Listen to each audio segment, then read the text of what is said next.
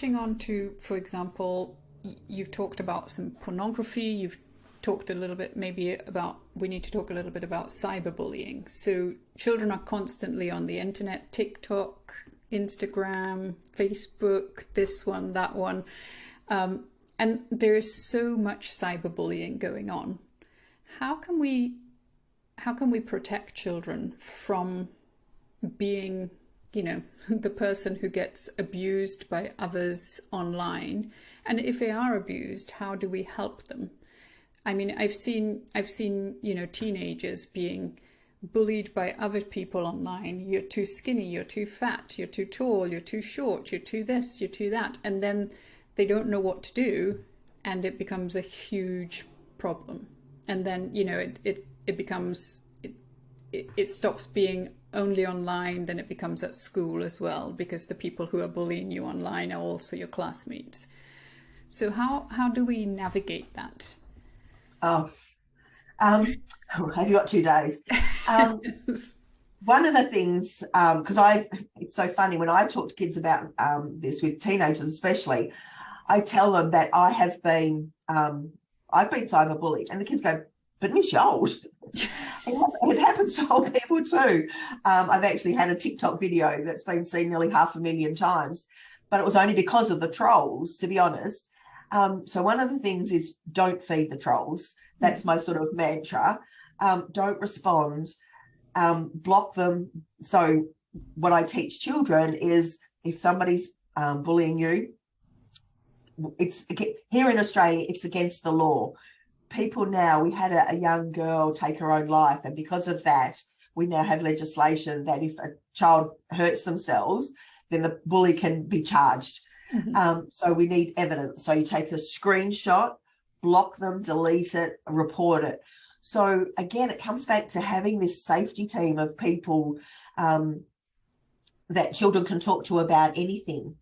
They did a study here in Western Australia of teenagers who were being cyberbullied, and teenagers said they would not tell a parent if they were being cyberbullied for fear of the parent taking the device away from them.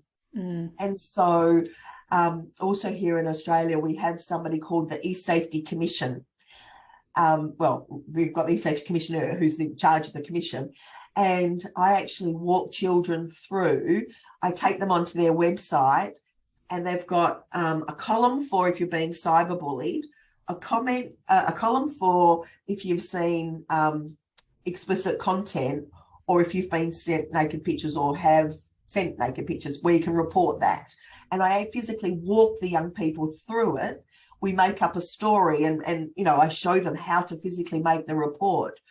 And so I explain to young people that, say you're being cyberbullied on Facebook. Teenagers aren't on Facebook, but we'll use Facebook because we adults, old people are on Facebook. So your listeners will understand this. So you report it to Facebook. If Facebook don't do it, if Meta doesn't do anything within 2 days, here in Australia, we can report it to the E-Safety Commission. They will contact Meta and say, take it down. And if they don't do anything within 24 hours, I think they can be fined up to $26,000 a day until they take it down. Okay. When I tell that to teenagers, they get very excited because they think they get the money. And I have to explain, nope, you don't get the dough. Sorry, kids. But, physically walking them through it. We also here in Australia have something called the Kids Helpline.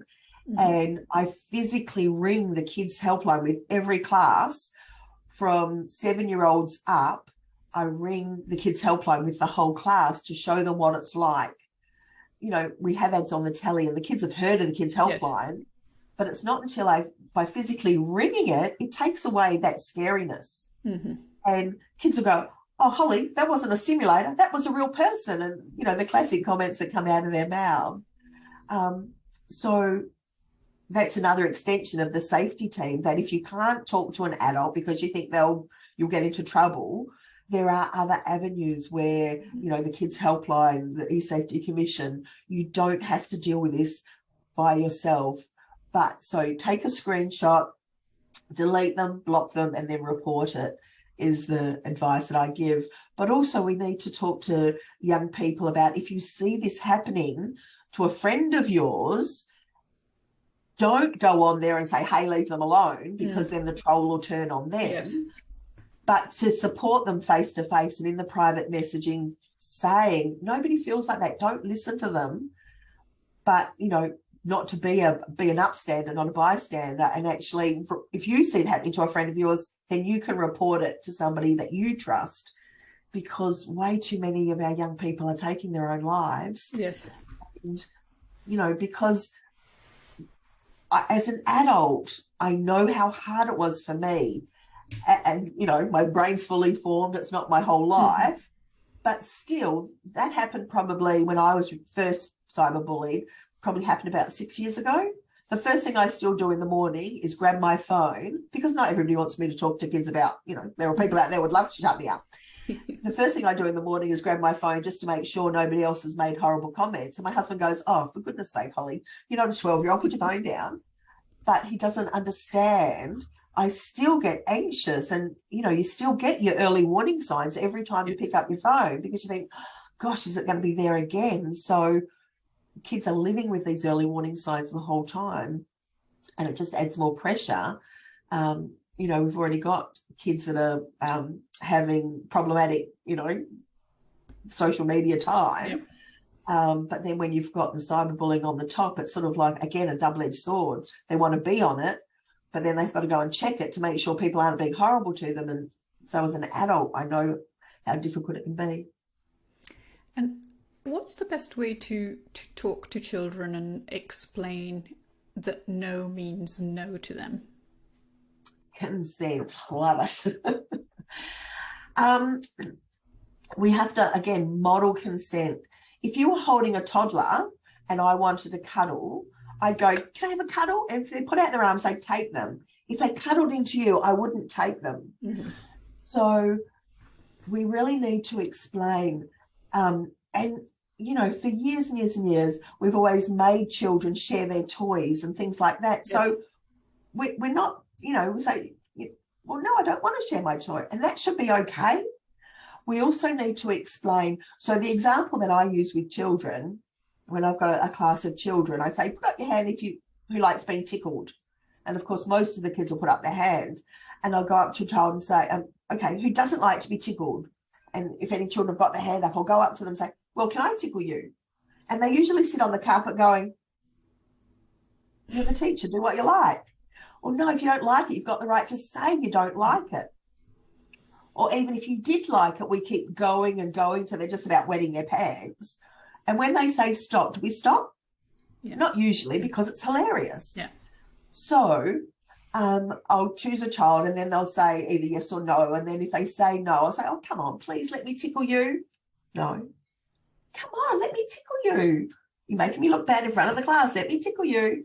And so I'm modeling this with them the whole time. No. Well, I'll give you $5 if you let me tickle you. And we talk about, no, that's a bribe.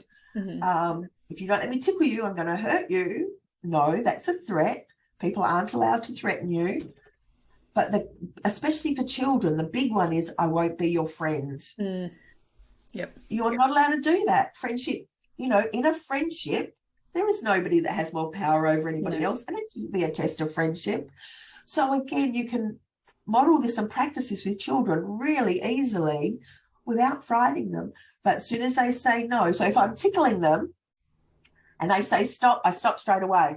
Mm-hmm. But I have an understanding with them. If you want me to keep going, then you say, Holly, can you do it again? Otherwise, I won't do it again. And so it's really important that parents model this with children. In fact, the yellow book that I wrote there was a story. The kids love my story because it was when I was a little girl, I had an uncle who, when we would go to leave, he would get my little face and he would scrape it down his whiskers, and then he'd take out his false teeth and go, give me a kiss, give me a kiss. The kids love the story, but I was made to kiss that uncle goodbye. Mm. And so the story goes that the teacher teaches the kids about having a safety team. So I come up with a plan, and the plan is to tell my mum, who says, oh, come on, he's just a silly old fella, he's just playing. They get in the car. So my mum didn't listen to me. Then I have to tell my aunt, and she stops him from doing it. So the simple story shows kids how, you know, if somebody doesn't listen to you, then you need to keep telling, and persistence. And so again, if parents have similar stories from their own childhood, to share that with their children. We need to advocate for children and not, you know, make children kiss grandma goodbye, because, you know, grandma might be like me and gets that one whisker on her chin that just freaks them out. Or, you know, she might have told them off 2 weeks ago and they're harboring a grudge. But when we're not in front of grandma, say, oh, you didn't want to kiss grandma goodbye. Any reason for that? You know, give kids permission to tell us the bad stuff. Yeah. And so they know they can tell us anything. But I think it's a shift in thinking, because when we were young, or at least when I was young, we were taught that we had to respect the elders, we had to do what we were told, etc., etc. And so if somebody wanted a kiss, either you wanted to give them a kiss or not, you had to give them a kiss. And now things are very different. But for parents who are bringing up children who were brought up that way, it's a shift of mentality that they actually need to come to grips with. And the grandparents, you know, taking offense. It's not, you know, they might be cranky today. You do it tomorrow, they'll kiss you. But there are still ways you can show respect, like blowing a kiss, waving goodbye, fist bumps, high five, handshakes. There's other ways you can still say goodbye. Yes. All without disempowering children. But we need to empower children and teach them consent. I cop a lot of trolling on my Facebook page when I talk about, you know, we've got to teach consent from this big. You're a sicko, you're a pedophile. You know, why are you talking to kids about sex? Consent's got nothing to do with sex. Consent is about body autonomy, and that you're the boss of your body. Because when I'm working with 14-year-old young men in high school, they tell me they're watching 2 hours a week of pornography. If they're going to admit to 2 hours, they're watching way more. They're just telling the old lady at the front it's only 2 hours just to play it down. But I say, fellas, why would you look at that? Oh, to learn technique, miss, to learn style. Let me stop you right there, because it's not the right technique and there's no style. But there's no kissing, there's no foreplay, there's no pleasure for women. 88% of pornography that is produced is violence against women. And we wonder why, you know, domestic violence is on the increase. Not a hard, you know, to work that out. But there's no consent. And so we need to grow kids up knowing about consent, so that when they are in a situation, they can actually say no, but also how to hear no. That it's not a rejection of you. It might just be, no, not right at the moment, or no, not to that particular thing. Right. But to be checking in and making sure, you know, when parents are roughhousing with children, you know, and they need to do that, and especially boys, you know, is this still okay? Are you still happy to do this? So that when they are, you know, in a situation later when they're in a consensual relationship, they're still going to be checking in and making sure that everybody's open to everything that's going on. Yeah. All right. Well, I think that, like most things with childcare, the important thing is to start young, be open, be honest, and model. Definitely. Yes. If I could just, because I've mentioned about pornography a couple of times, but I haven't actually said how I talk to 6-year-olds about it. So have we got just a few minutes for me to do that? Yes, please. Because I don't call it pornography with 6-year-olds. We call them private pictures and private movies. Okay. And so I explain to children, because there's so much of it on YouTube and TikTok.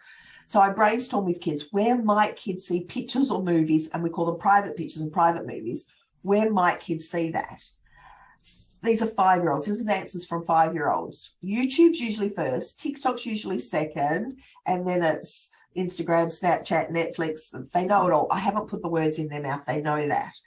But I was in a remote Aboriginal community, and a little 5-year-old boy put up his hand and said, Holly, it's easy. You just type in XXX. Yeah, you're right, but you're at 5. And then I was in another very prestigious school, and a little 5-year-old girl put up her hand and said, Holly, it's easy. You just ask Siri. Oh my goodness. I know, right? But I explained to them that if you see pictures or movies, it's not healthy for your brain. And so I've written 2 books to help adults talk about this sort of stuff with children. 6-year-olds love brain science. So I get the kids to join up their fingertips and I say, our brains are amazing. And it's made up of millions and millions of connections. But if you see pictures or movies with people no clothes on, it changes the connections in your brain. So I turn one hand over. And I say it releases a chemical in your brain called dopamine. Now, if you're running around, your brain will create a little bit of dopamine. Say, keep running around. I like that feeling. Or if you eat chocolate, a little bit of dopamine. Say, hey, have another chocolate. But if you see pictures or movies with people no clothes on, it's like a flood of this dopamine in your brain, and your brain loves it. But it's not healthy for your brain. So you need to, if you're on an iPad and you see pictures like that, you need to turn it over and you need to go and show an adult what you saw. Not just tell an adult, because if kids say they saw somebody with no clothes on, that's not what they saw.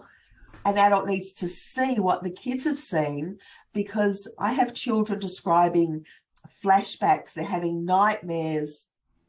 Kids are actually thinking dad is doing that to mum. So parents have to have this conversation from 6 at the latest.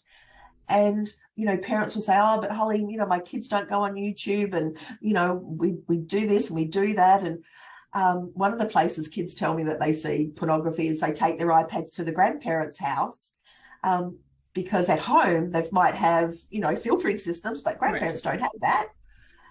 Or kids go on play dates, or the kid on the bus will show them. So parents cannot say, my child will never come across it. It'll find them. And also another child might have seen it and will describe it to somebody else. And then you imagine something completely different, even if it was something that was just, you know, innocent. Because the little minds just go all over the place. Yeah. I had a police officer tell me her 6-year-old daughter came home saying, Mummy, a boy in my class today, this was a Friday, a boy in my class today said, when you're a grown-up, you've got to kiss a girl down there. And the whole class said, oh, you're telling lies. Don't be disgusting. Just shot him down. So on the Monday, he brought mum's phone to school to show all the children he wasn't lying. She goes to the principal on the Tuesday and says, this has happened. The principal goes, oh, we can't control what kids bring to school. What? Did nothing about it. Yeah, it didn't end well. All right. She's a police officer. She's following it through. But it's that simple. And, you know, parents again say they don't, you know, my kid's a good kid. They'd never look at it. It doesn't discriminate. It doesn't, you know, it'll find them. Things are not selective. Children will learn from their friends, or they'll learn it firsthand, or they'll go looking for it. I mean, there's so many different ways to be exposed to things that they shouldn't be exposed. It's the same as, you know, drugs. And, you know, if in a home somebody says we don't have sugar in the home, and then they go to their friend's house and they have sugar, it's the first thing that the children go for, right? So it's the same. So, all right. Well, thank you so much for your time. It was really, really interesting. And I will link your website at the bottom of this video so people can check it out. Super, thanks. And I'll send you the link to that poster. Thank you very much. Thanks for having me.